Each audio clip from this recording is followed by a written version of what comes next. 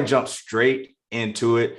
I give you just a brief background about who we are, because you ain't come here to learn about our life story or anything. You came here for the topic at hand. But again, I am James Penn. This is my beautiful wife, Yolanda Penn. Babe, tell me just a little bit about our background, how long we've been together, and all those type of things, and then we'll get started. Sure. Well, we met in college in the early 2000s, and we got married right after college, dated all through James's undergraduate years. And I'm a little bit older, so met my senior year, his freshman year, and I stayed on the mountain with James. And so at Appalachian State University. Yes, at Appalachian State University. Left college, got married, and just started doing life together, and realized that we enjoyed and loved being together more than we wanted to work for somebody else. And so we created family businesses that have helped us do really well. And we both now are stay-at-home. I'm a stay-at-home mom, and James is I guess you could say stay-at-home. Work from home dad. Work from home dad. Yeah. So that's where we are. And we are also in the marriage space. We help people create marriages by design instead of by default. And so we've been in that space since 2016, and we're excited to talk to y'all about what we believe is the number one key to generational success. Yeah, so we do have a platform, Marriage by Design. You can find us on YouTube, Instagram. We talk about marriage by design. Now, parenting by design, that's a whole nother thing. Parenting is probably one of the most challenging experiences that we have, but we're going to share what we can in terms of wisdom on generational success. So we have prepared some notes here. If I can share my screen, I believe you see it now. Here it is. The number one key to generational success that nobody talks about. Okay. Number one key to generational success and nobody's talking about. We know generational success is in vogue now, right? Everybody wants to talk about generational success. But are we ignoring the number one key to this? Everybody, isn't that really popular nowadays? Mm-hmm. Yeah, everyone is generational success. We're going to build a legacy. Everything is financially, we're going to leave something for the next generation. So it's popular, but are people really doing that, or is it just a lot of talk? Well, let's break it down. Let's see. When we talk about generational success, we focus on education. All right. We focus on financial literacy, of course. We focus on estate planning. How do you pass things down? They say the good man leaves an inheritance for his children's children, so on and so forth. But are these the number one keys? Is this the number one key to generational success? So let's talk about education, right? People focus a lot on education. We drive education to our children because we want them to be successful in life, right? Mm-hmm. But intelligence nor education are the best indication of success, financially or otherwise. Mm-hmm. Some people got more degrees than a thermometer and they broke as all get out, right? Right. When they've done all types of research on studying the most successful people in the world. And we know these things, right? Mm-hmm. But then we still focus on it. Some of the most successful people in the world don't necessarily have the highest level of formal education. Even measuring IQ and intelligence isn't the best metrics for determining success. There's so many other factors, like your ability to get along with other people, mm-hmm. right? People skills is a big part of mm-hmm. success. Have you ever taken one of their personality assessments? Right. They say some of the top successful people are incredibly self-aware of who they are, and they play to their strengths. So being self-aware and playing to your strengths has more to do with, success than being incredibly intelligent, but we still fall into the trap of focusing on education as the key to generational success. Don't mistake me. I'm not saying education isn't important, being smart isn't important, but is it as important as we weigh it when we think of generational success? Right. And I want to say with education, we, are forcing our kids to go to a 4-year college. After that, go get your graduate degree. But are we really considering what is it that they want to do? Does that require a 4-year degree? I think we really got away from all our technical schools, all our community colleges, all these trades where students are coming out of school with no debt. And they're coming out making $40,000, $50,000, $60,000 with the trade, then able to balance that and start their own business. And I think that we need to look at that as well as part of that education that we're giving them. It doesn't have to necessarily be a 4-year degree. It's what your child is passionate about.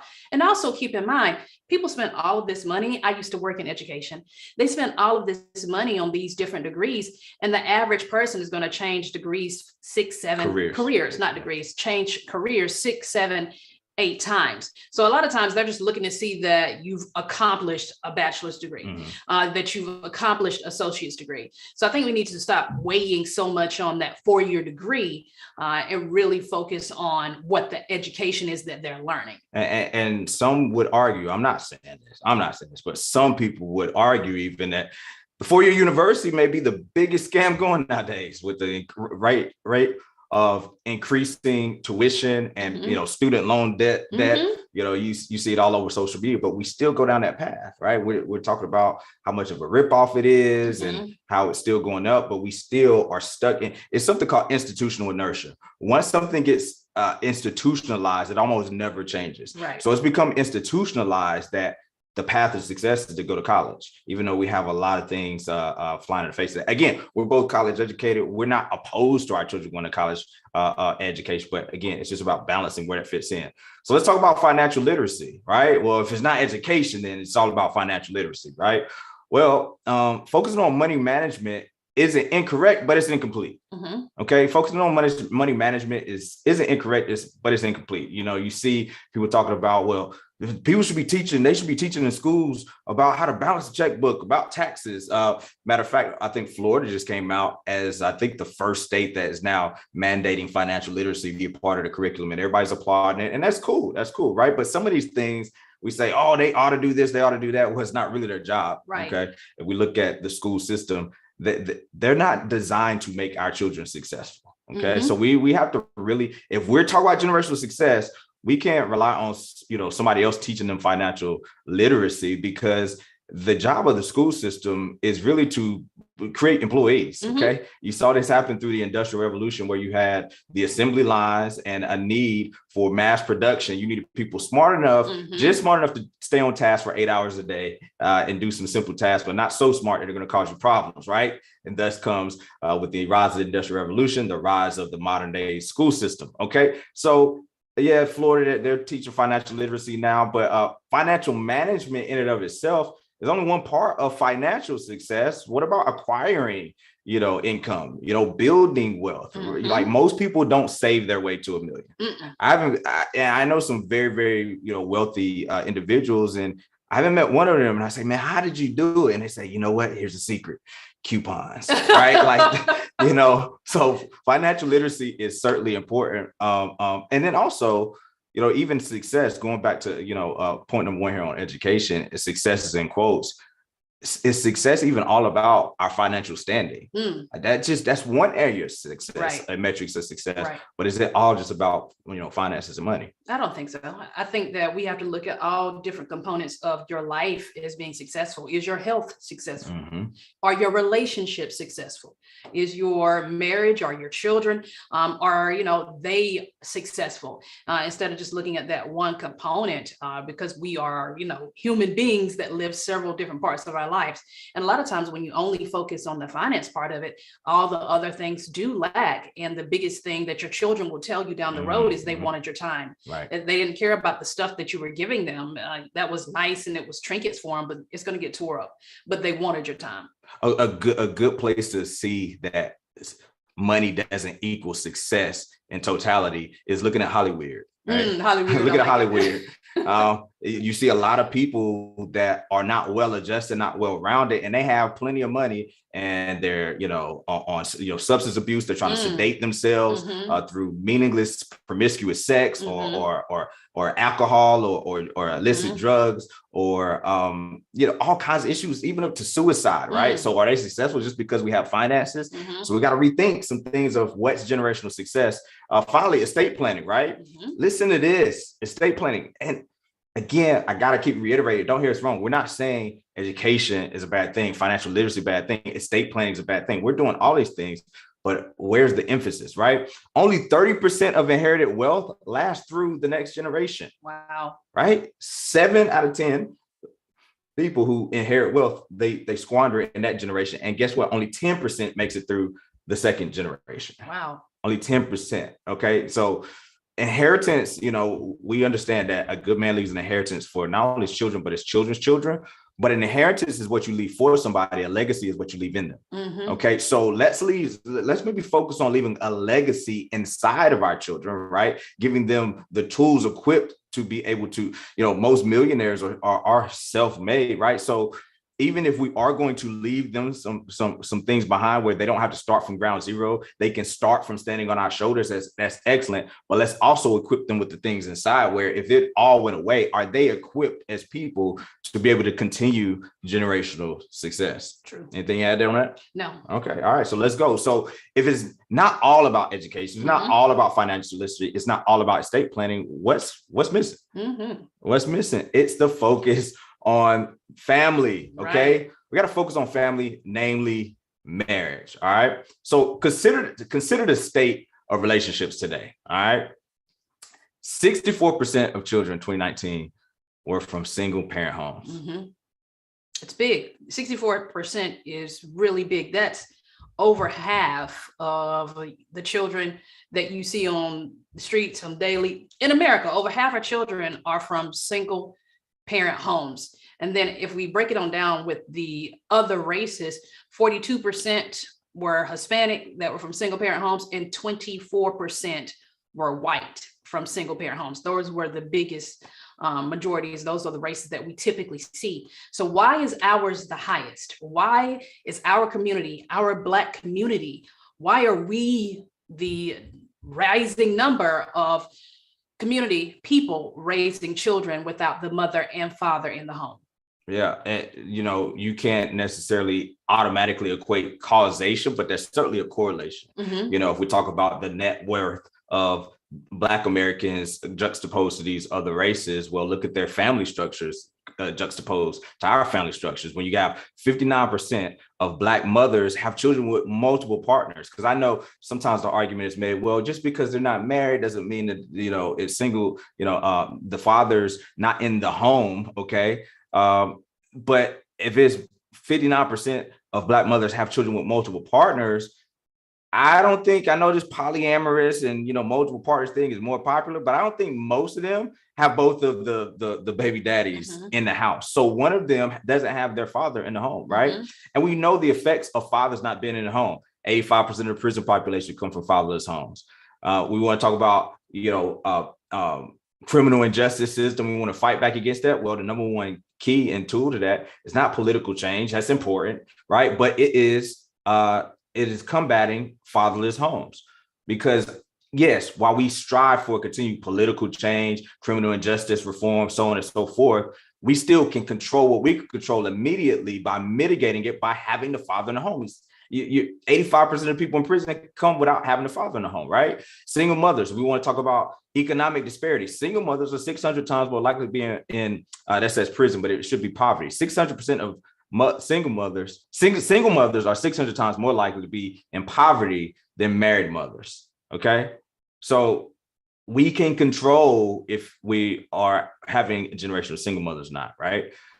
Children are 2 times more likely to drop out with the fatherless home. They're 2 times more likely to be obese. You talked about like successes and even just, what about our health? What about that component of success, right? Girls are 7 times more likely to become pregnant as teens with the fatherless home. Wow.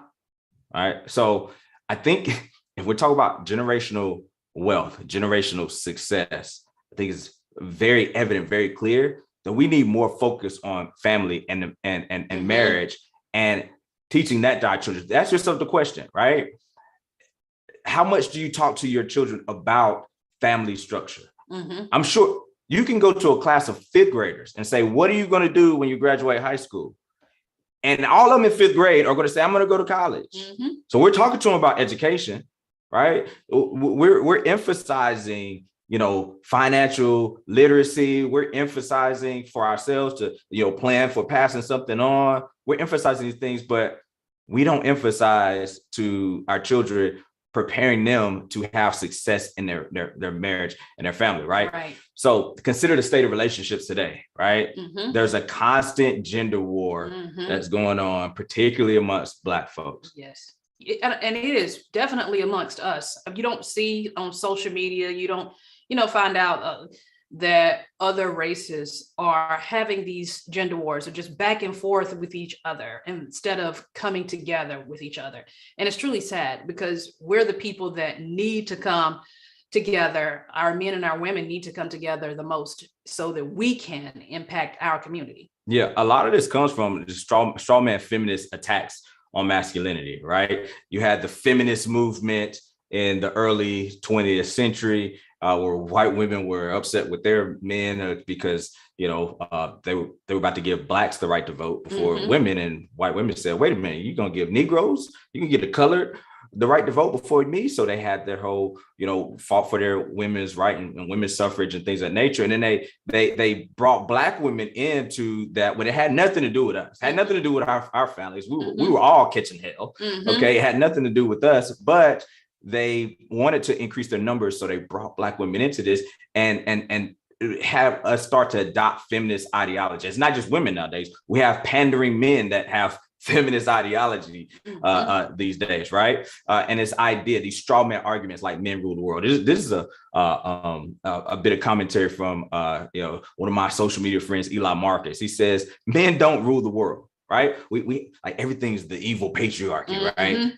Men rule the world. Look what men have done, and they're trying to cause this wedge and make the women look and have this disdain for men. This is a feminist attack on masculinity, right? But the truth is, men don't rule the world. Men have never collectively, by any notable margin, ruled the world. They were and have always been worker bees. A very specific network of families rule the world and always has. These ruling families make up less than 0.5% of the human population. This means there is something very unique and specific about members of ruling families. It goes on to say, the historical male privilege of poor men is dying in the wars of ruling families, dangerously building the skyscrapers of ruling families, and working the factories of ruling families for inhumane hours to garner barely enough resources to support their poor families. Now, the men in ruling families tend to occupy the position of CEO in their families, while the women in ruling families tend to be the shareholders and executives of their families. They work together to rule over civilizations. Now, think about that truth hitting you in the face, because we want to have this, this idea is pushed to create this gender war that like men are ruling, men have ruled society. Not most men. No, families have ruled society. Most men have got to die in wars, go build dangerous jobs. 90% of the homeless population is men. Most of the prison population is men. Most of the people who commit suicide is men. Like, men are not out here just winning compared to women. Right. The truth is there's a small percentage of families that are winning and are, utilizing the efforts of the rest of the population. I love this slide because I never thought about it. I just thought that, okay, I know there's several families in powerful positions, in the United States. I've known that.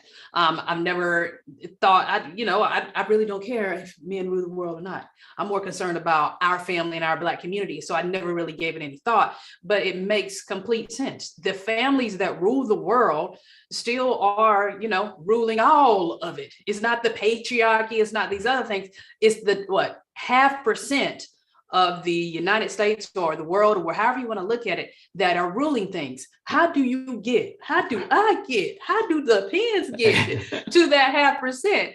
So that we can be in the decision-making power of that situation. But even before that, that's the goal. But, will I live to see that goal? Maybe not. But we can hopefully see that, through our children. But in the meantime, in between time, what can I do? What can we do that could help our Black community? Let's start there.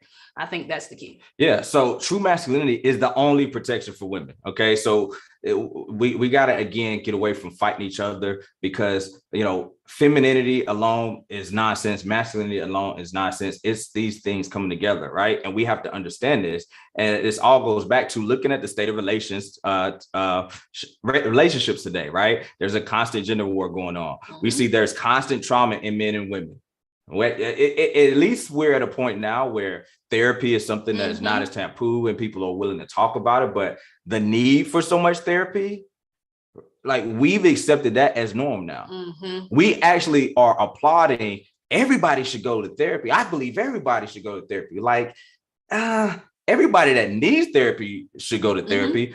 But how about we get to a state where everybody doesn't need so much therapy, where there isn't so much trauma in men and women. What about that as an option, right? Mm-hmm. You see singles. This is their words. They talk about there's piss in the dating pool. Okay. I don't know how many kids is on it. We talking to parents, right? I hope We're so. supposed to be talking to parents. All right. The singles out here saying it's piss in the dating pool, right? So what's the point? What's the punchline? Do we want to send our children out to the pool full of piss? No. Unprepared? Right? When we understand that marriage is one of the key components to success in life. Okay. That is a major decision in the trajectory of your life, right? Like how many people who have picked the wrong mate, even outside of marriage, that ended up with a baby mama or a baby daddy, some in a long-term relationship, even if they never got married, but they ended up just partnering with somebody who was toxic, and it drug down and derailed the whole course of their life, right? We see this every single day. So what's the solution? Okay. Enough of this. I feel kind of dirty even just talk about it. We got to get this toxicity off us. Let's not talk about the problem. Let's talk about the solution, right?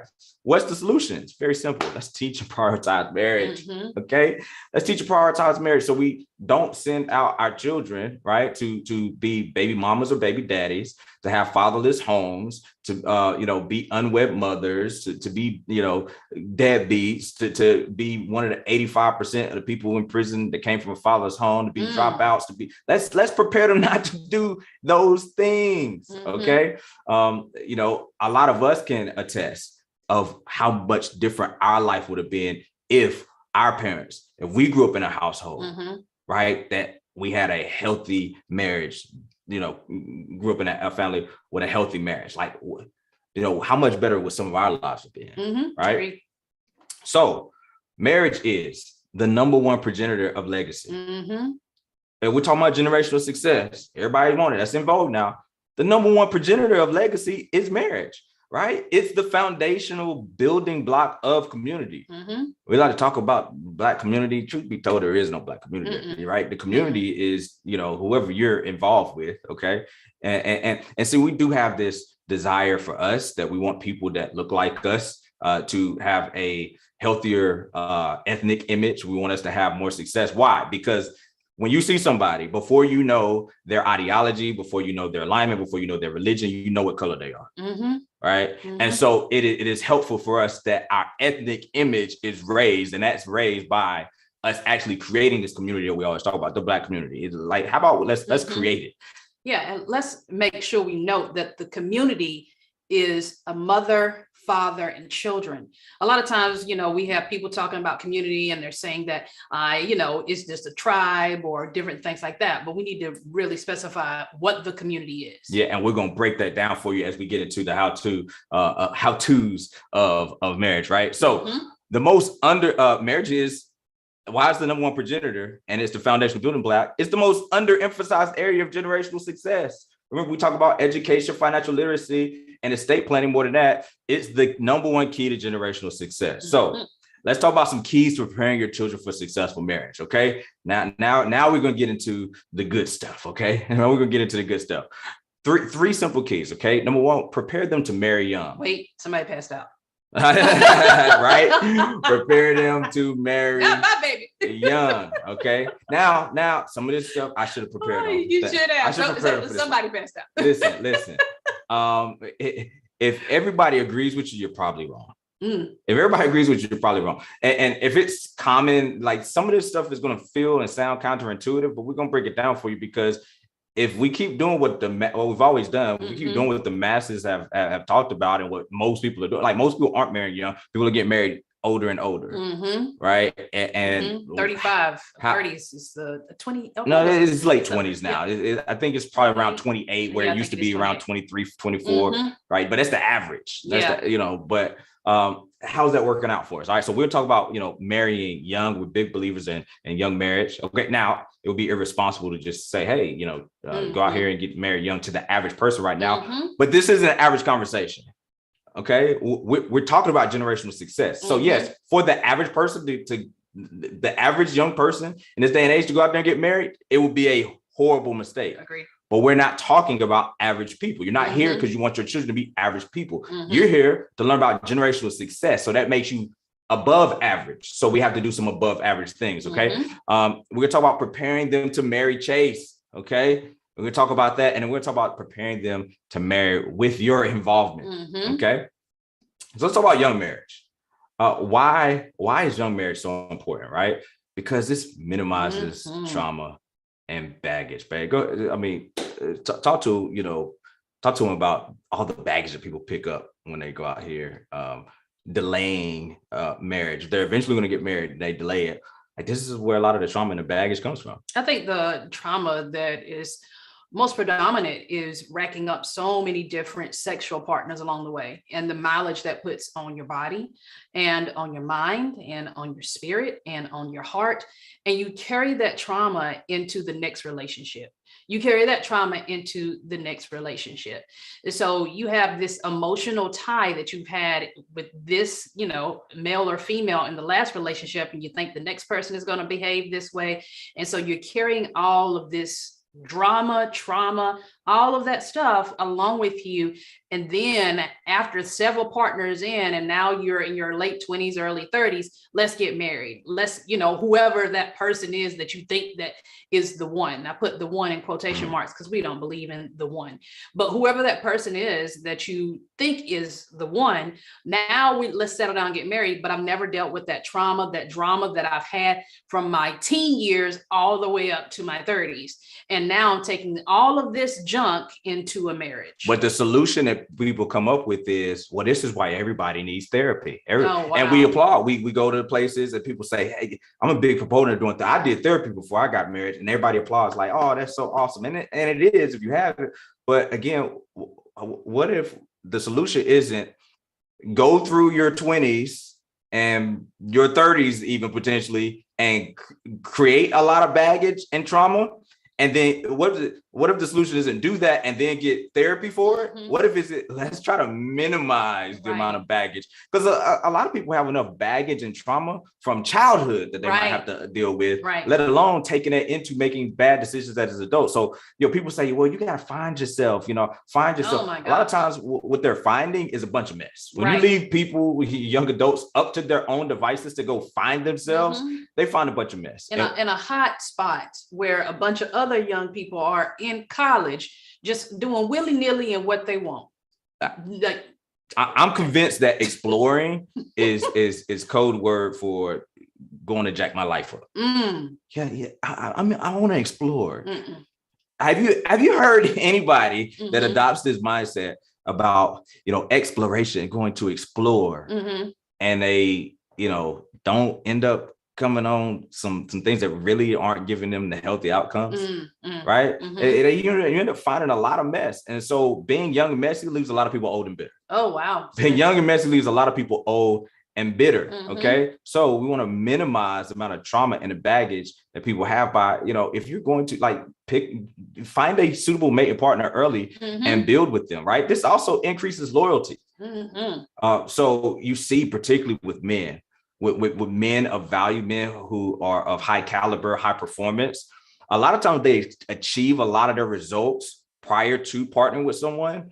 They never have this same sense of loyalty that men who built and had with a partner with them along the way, because it's kind of always in the back of their mind, like, is she really here for me? Right. LeVar Ball, talked about this, talked about his sons and NBA. Like, hey, you're not going to find her. Like, you're not going to find her while you're playing in NBA. And Shannon Sharp, Hall of Fame football player, TV personality. He's unmarried, right? And he talks about this. I don't know if I could ever get married because I don't know. I never can really know for sure. So this idea that we're pushing men to say, no, you need to go get established. You need to get to the finish line, so to speak, in terms of success. And then, choose a woman. That there's some, and we'll break it down when we get to the chase part, how that also, affects some of the loyalty that's there, right? So when you build a life with someone, it produces a different bond. That's definitely from a male perspective. And I think what we need to teach our daughters is it's okay to actually, the young suitor, the guy that is, pursuing them, and they don't have it all. They don't have the car. They can't, it's the word, flew you out. They can't flew you out. Is that how they say it? Can't get you flued out. Can't get you flued out. They can't do all those things. They actually may be on your level or a little bit below or a little bit above, but they have character, you know, that it's okay to actually be in a relationship and looking towards marriage with this young man versus waiting till you're in your late 20s, you know, early 30s. And then after you've accumulated all these different things, you've got your several degrees under your belt, and then you're talking about, oh, okay, now let's look for marriage. Because if the truth be told, at that point in time, those men now that were in their 30s and that are your age are looking for the younger women that are in their early 20s. They're not looking for the women that are in their late 20s, early 30s. They're wanting to build with someone that is younger once they have got the stuff that you were talking about that you wanted. So being able to build with your husband along the way is much better than thinking you can go out and build all this stuff yourself and then look for, oh, okay, I want to be available. Now I'm available to get a husband. And before, you know, when I was pursuing my education, that came first. And I'm not going to consider a relationship right now. And think of the things that we try to do to make that puzzle piece work. Well, you know, say, well, then I still want a man that's, I'm gonna meet him at the finish line. He's gonna have to have something, right? Well, he's going to have to be later in life, older in life. And then, you know, some people advocate for age gap dating, but truth be told, when you ask younger women, it's a lot of older people that advocate to young women for age gap dating, but most younger women don't really want to date older men like that. So then they have one or two choices: just suck it up and deal with it. Okay. Or they can say, well, I'm not going to wait. I'm going to make sure my man has, you know, he going to have to be at a certain status. So I'll just go get my own as well. Right. And so then they focus on going and getting their own and building their bag and being the boss chick or whatever, you know, monikers we have for it nowadays, and going to be strong and independent. And then it contributes to that gender war we talked about, because those type of men don't tend to want a woman that has taken on the, you know, masculine traits, a lot of times required to go out in the marketplace. That's a male dominated marketplace and compete at a high level. Those men are looking for a wife. So then what we do, instead of saying, okay, how do we adjust for this? We say, let's just shout each other down about, well, you shouldn't be that way. Yeah, man, y'all shouldn't like, you know, you should want me, even though I have some masculine traits, and try to shame men for wanting what they want. Right. This is not really giving us positive results. Right. So the other thing about a young marriage is it allows us to remain chaste. Okay. You know, there's a movie, The 40-Year-Old Virgin. I haven't seen it. Wasn't even a good movie. It certainly ain't a good idea in real life. But I can't remember anything about it. Right. So it couldn't have been good. Well, you know. It couldn't have been good. I mean, you know, like Venus is like 43, came out to talk about she was a virgin. Like, that's not cool. That's like, it's not even a good movie. So it ain't even good. It ain't even good for real life. Right. So what do we mean, you know, by like this 40-year-old virgin idea? Like, y'all know how ridiculous it is. Like, nobody's really, aside from Venus Williams, I guess, like remaining chaste until they're 40 years old. So we say it like half-heartedly, like, oh, you should, you know, wait for marriage. But we know we don't really believe that. We don't really instill this in our children, because we're telling them, hey, like, get married later in life. Don't get married till you're like established, or you got your education, you got your degree. Don't just get a bachelor's, you need a master's. Don't get you just graduated. Don't get married now. Like, you need to start your career. You need to start a business. You need to go travel, experience where you need to find yourself. You need to explore.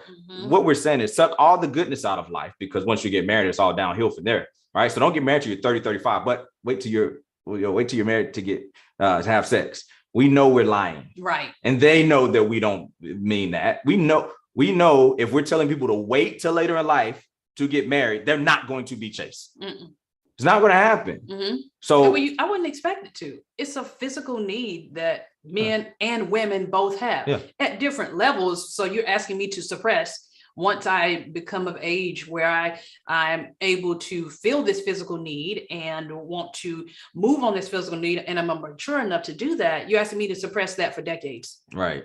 And some people are saying, well, you know, everybody has their own path. And this is true. This gives space for people. It's not a cookie cutter age point that you get to, but let's dispel this idea, this common notion that we're seeing more pervasive now, that, you know, waiting till you're 40 or 45 to settle down, like that is men, definitely normal. You see that often, but it's even becoming more pervasive to speak it to women too. It's okay. It's okay. I know a friend that she went out and she chased the bag and she built her career and she didn't get married till she was 42 and she still had a kid too.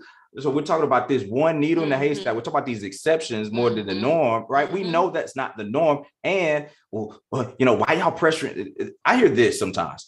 Stop pressuring, you know, people got to stop pressuring people to get married young. Nobody's talking about getting married young. Like, I think we're the outlier when it comes to everybody. Is the common narrative is to wait to get married later in life when you're more established. We see that in the numbers of the marriage age going up, right? But here's the thing. No, there's no specific number, but there is a range for human development, right? Like when a woman's pregnant and you go for the ultrasounds, in so many weeks, they're expecting to see a heartbeat. In so many weeks, they're expecting to start seeing, you know, different things develop and form. Once the baby's born, and in so many days, they expect for the baby to be able to hold its head up. And a newborn has different milestones. And then you get on solid food, and a toddler has different milestones. And then adolescents have different milestones, and preteens and teens, even up to, you know, you're being adult. Like, there's different milestones. And our daughter, our oldest daughter, she started walking at 7.5, 8 months. Our son didn't start walking till what, about 16? 13. Okay, 13 months. He didn't start walking till 13 months. So there's still a range of everybody doesn't hit the same thing at the same time. But we weren't panicked at 13 months because he wasn't walking. But if he would have got to 36 months and wasn't walking, we would look at this like something's off in the development. Okay.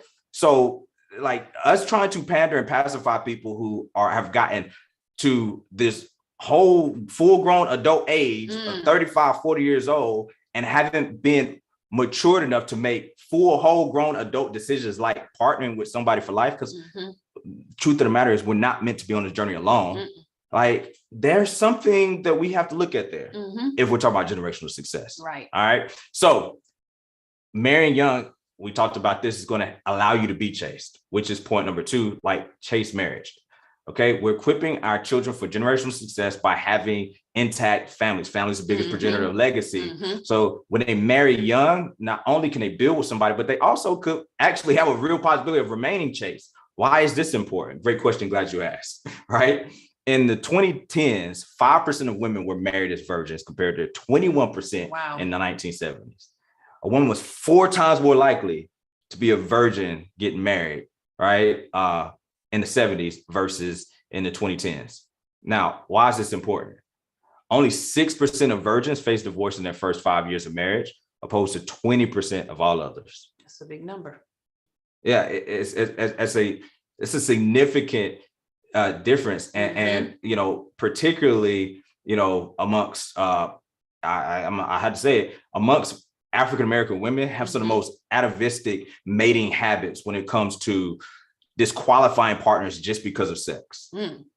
Right. You know, like we see, and women, if y'all honest, you got some girlfriends that have left a man who was a suitable mate just because of sex. And where did this come from? It came from you having sexual experiences before you got with them. Right. That's what distorted and tainted your ability to pair bond, to mate, right? And you know, so you start having these things of trying to shame men. Well, you shouldn't care about a body count. The only reason you care about the body count because you afraid that you might not be able to, you know, do what the last man. You're not supposed to have those experiences with the last man, right? The divorce, the numbers show that that's not the design. That's not how it's supposed to be. Right. All right. So check this out. Women with 10 plus partners had 33% chance of divorce within the first 5 years of marriage, and 10 ain't even really a crazy number in this day and age.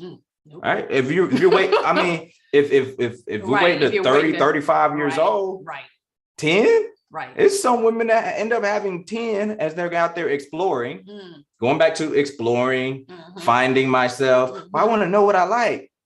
Well, like the numbers bear out that this doesn't lead to healthy marriages, okay, and how we're going to continue to build generational success with broken homes, right? Leads to more, lack of ability to bond with somebody, leads to more, broken families, so on and so forth, right?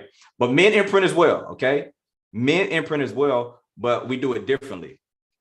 It's better for a man to not create this appetite that you're going to have to suppress later.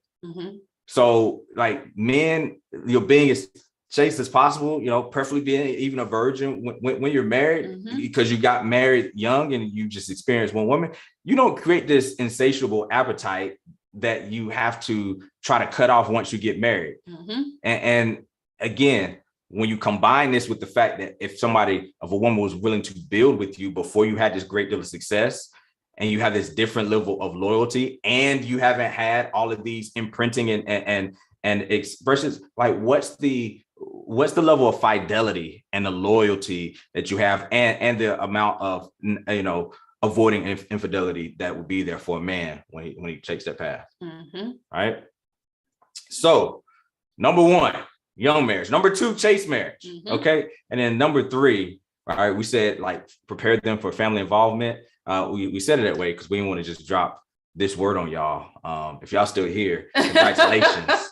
Congratulations. Now we're going to really talk about arranged marriage. Dun, dun, dun. Okay, we put arranged in quotes, okay? I don't want you to get all freaked out. Arranged marriage could be a myriad of things. It can. Arranged marriage could, most people hear arranged marriage, they think like forced marriage, like coming to America. You see, you meet the bride on the day of the wedding, and you have no choice. That's forced marriage. Arranged marriage and forced marriage is not the same thing. Right. And arranged marriage can manifest itself in a myriad of different ways. As a matter of fact, it could be as simple as you will not marry someone without the approval and blessing of your parents.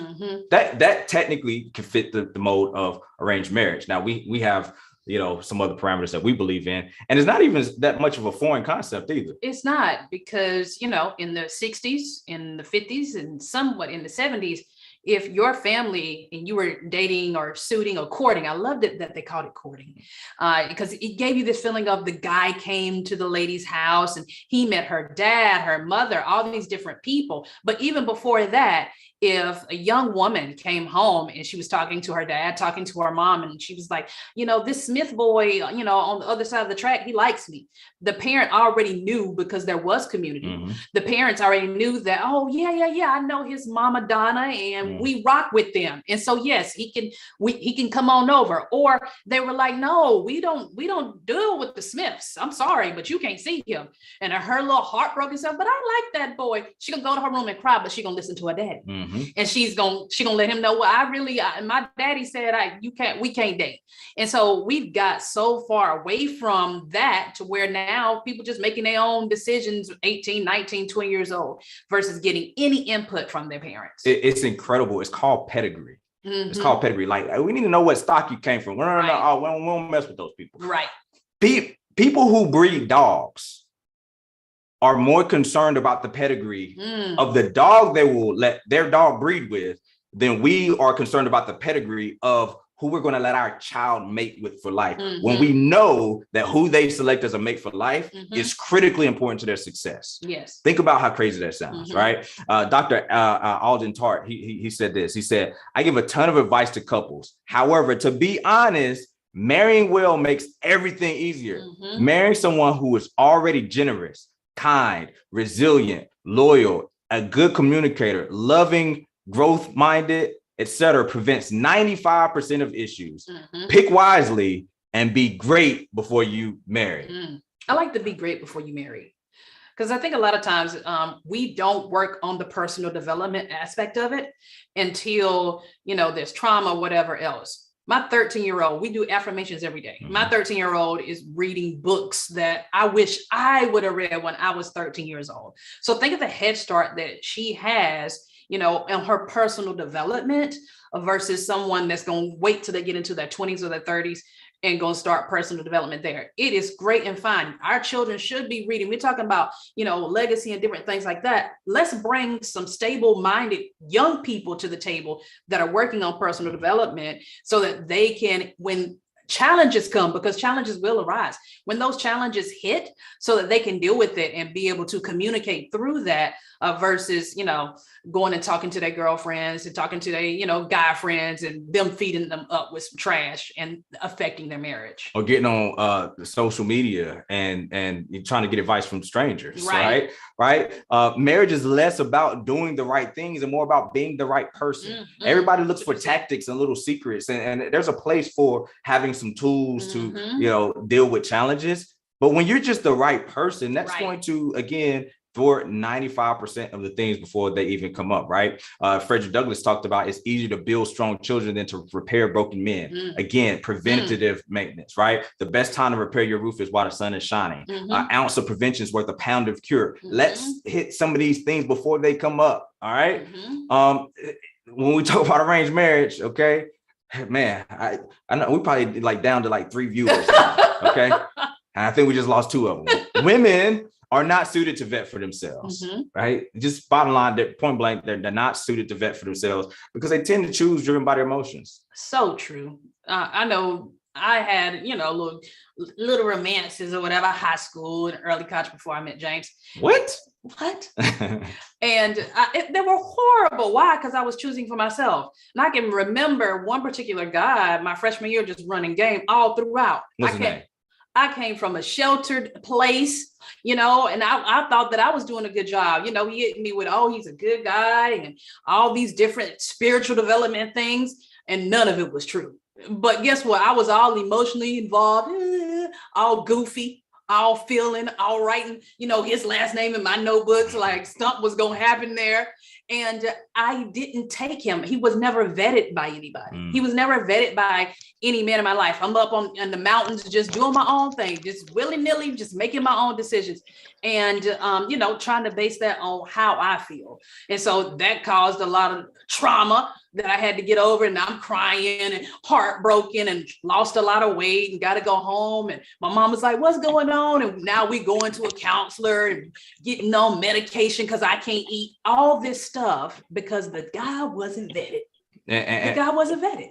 And you were driven by your emotions, which are really just feelings. And we know feelings are fleeting. And so women tend to choose driven by the feelings they have. We're talking about little chemicals, endorphins and dopamine, like you literally doped up. Right. But what people ask us all the time in the marriage education space, that ask us, how important is chemistry? And we're like, it's chemicals. It's like people are even focused on the wrong thing. They're focused on the dopamine, the feeling they have, versus if this person is a suitable candidate for partnering for life. Now, if you stuck around, I know some of y'all, probably snapping y'all head and feeling some type of way. What you mean women aren't suited to vet for themselves? We just wanted to, hit y'all with that first, because guess what? Men aren't suited to vet for themselves either. Right. Okay. Men are suited because they tend to choose driven by lust. Fellas, be honest. I know not you. You ain't never done it, but you got a boy, you got a homeboy that was with a chick, and everybody's like, bro, she not really like, she doing this. She a gold digger. She out for your money, or bro, she playing you. She got another dude, whatever the case, whatever the case is. And this dude don't see it. Cause she bad though. She bad. Like, you're driven by lust, right? So at the end of the day, what we're talking about here is there's safety in a multitude of counsel, right? Like when our emotions are heavily involved, whether that's emotion is because of our feeling of dopamine or it's our feeling of lust, we don't make the best decisions. Right. Okay. We don't make the best decisions. So not when left completely to ourselves. Okay. So there's safety in a multitude of counsel, right? So we guide and arrange, quote unquote, everything else. So we'll go back to involved, right? We're talking about involved marriage, right? Just being involved in the process of selecting a mate, right? Because we're involved in everything else. Why not marriage, right? We're involved in education, right? Children. Education, sports, careers, whatever it is that they come to us and we have that involvement. But for some reason we say, oh, but marriage and a mate, just bring them by, after you've fallen in love with them, literally falling in love with them, after y'all falling in love, getting swept off your feet, exactly, all this falling and being swept off your feet. That's a good way to bust your ass. It is. After you got, excuse my French if you French. After you got these emotional ties and physical ties, then we bring them, now after months, let's go meet my parents. And if somebody wants to meet somebody sooner, it's like, oh, wait, we ain't that serious. You trying to meet we ain't even that serious yet. So the implication is I should go out here and get serious with the person, get really emotionally vested with this person, like you said, probably having sex, and then you can meet my folks. So then the red flags that we might see, you're not really trying to listen to. You're already in love. You're already being swept off your feet. You're already falling in love, right? But we're involved. We're going on all of the college visits. We're going to leave the decision up to you, but we're going to be heavily involved and influential in that. We're going to be involved and influential in you choosing your career, your major, and what career path you're going to go. We're involved in all of this, but marriage, I just go figure it out. The more important of decision of your life success, just go figure it out. And once you get super serious with somebody, bring them by, and we'll do this formality of vetting. This is crazy, right? So arranged marriages have a 4% divorce rate. Now juxtapose that, also combine that with the 6% divorce rate that virgins have.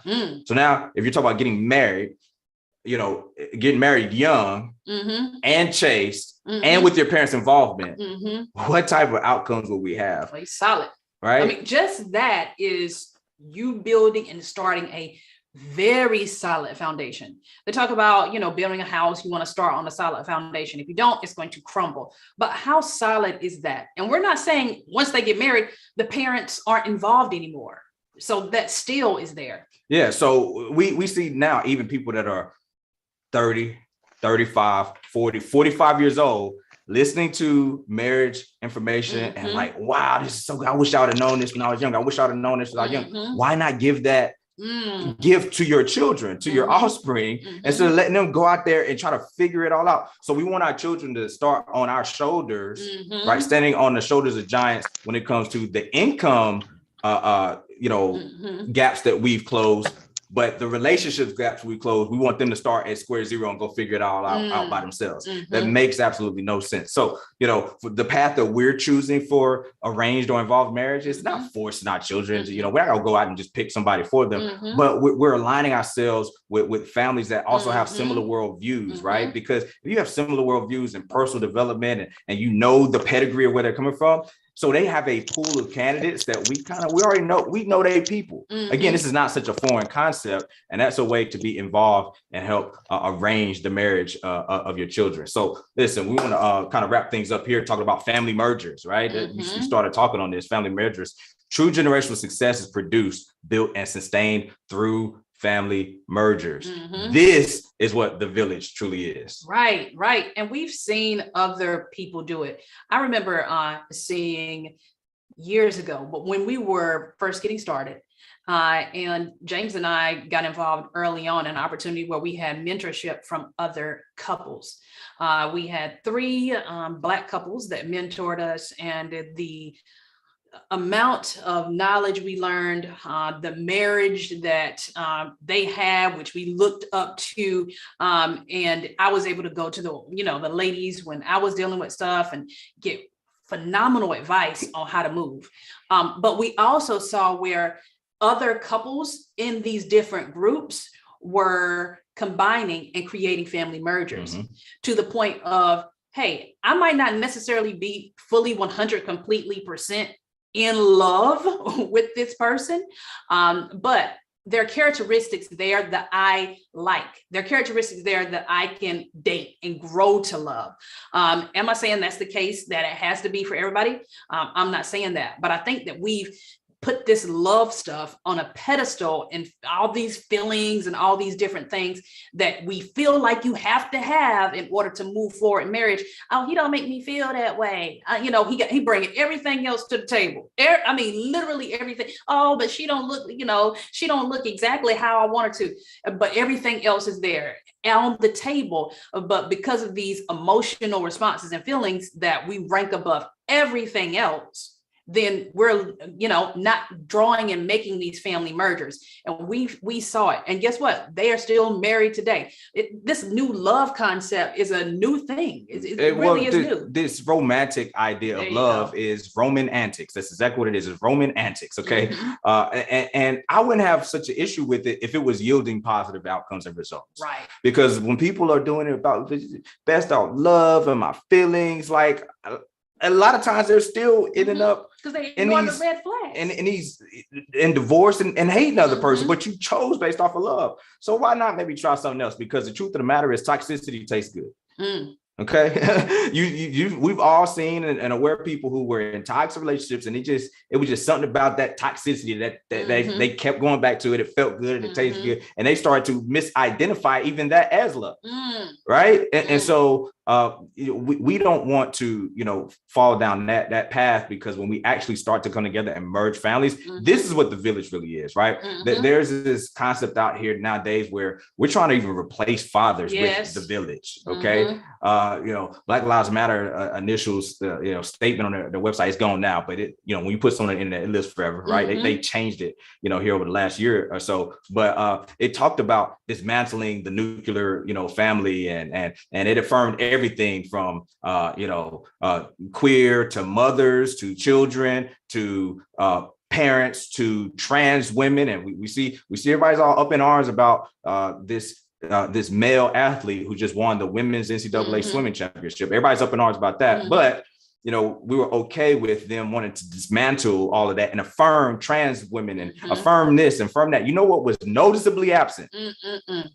Fathers. It had no mention of fathers anywhere in the statement, but it affirmed women, it affirmed children, it affirmed trans women, it affirmed queer, it affirmed everything except for families, and it also affirmed the village. Let's dismantle nuclear family and let's be all about the village. What we're saying is there's a ploy to try to replace the nuclear family, the traditional model that has proven success for millennia, right? It's proven the best outcomes when it comes to family and community building.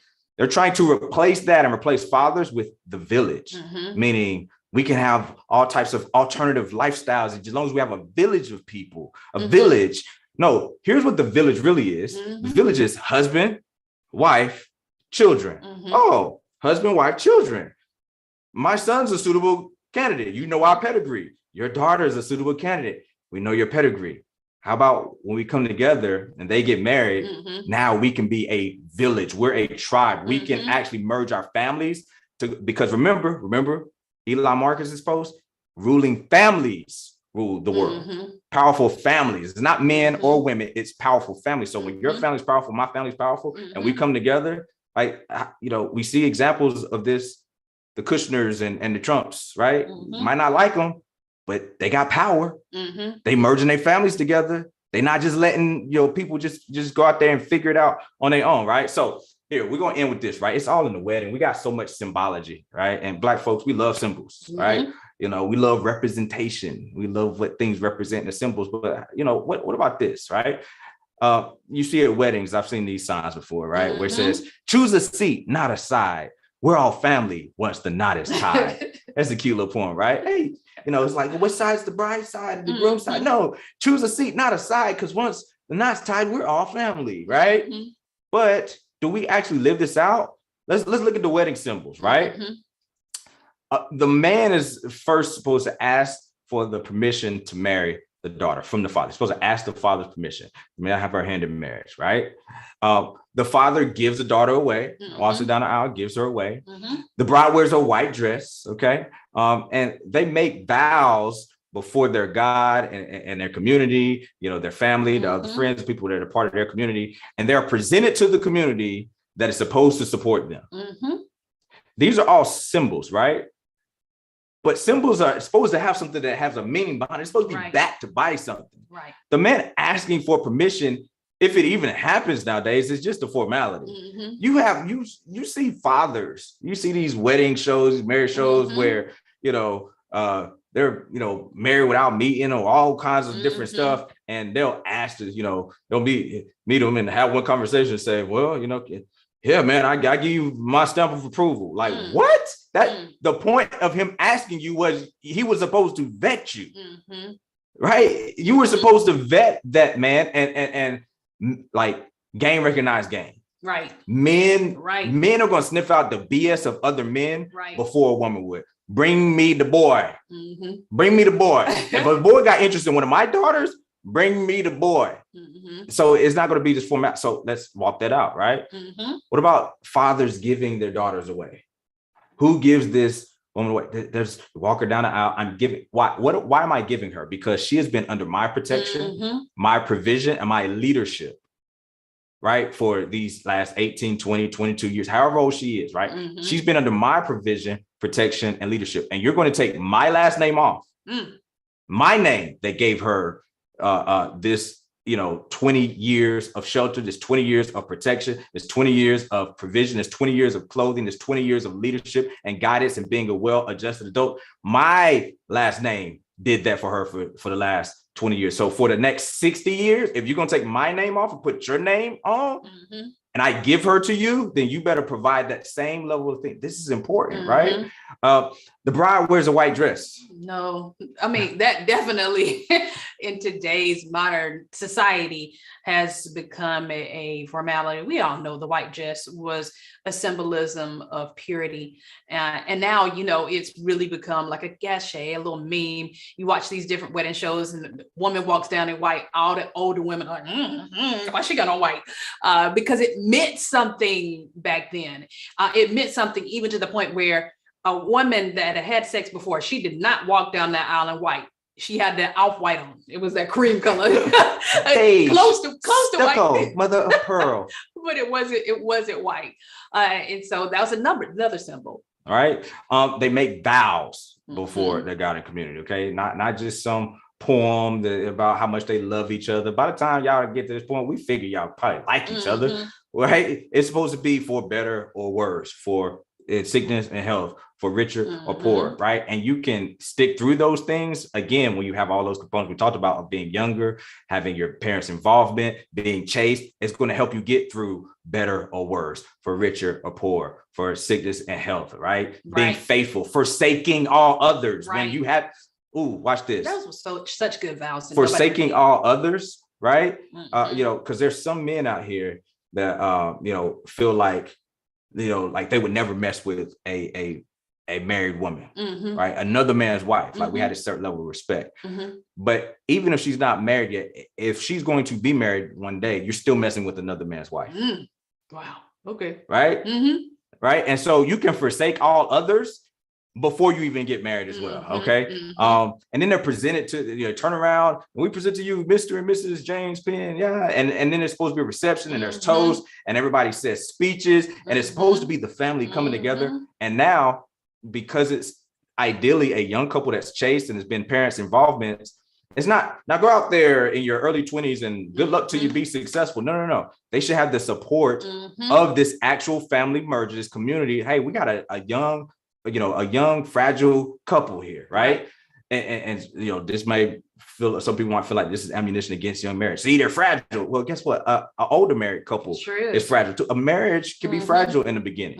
So we had this new family merger that is fragile and needs to be cultivated and cared for. But as the elders, we should be there to support this new couple. Okay. And well, if it's a young man, he's not equipped to provide. Guess what? My son-in-law is going to have access to be under the tutelage of the village that we have. So if we're really doing this thing the right way and we're doing generational success, him being able to have provision shouldn't be really a problem if we doing what we supposed to do as a generation before, because he's going to have opportunity through the family business. We get mad at nepotism. You know, we get mad at, I got this job and they just leaving it to junior. I'm working here and he don't really know what he's doing. That's what they supposed to do. You supposed to build something up to have for your son, for your daughter, for your son-in-law. If my son-in-law taking over the business, or my son, or he working here, what you're supposed to put them in position to win. This is what a family merger is all about. But no, we just want to go party for a weekend,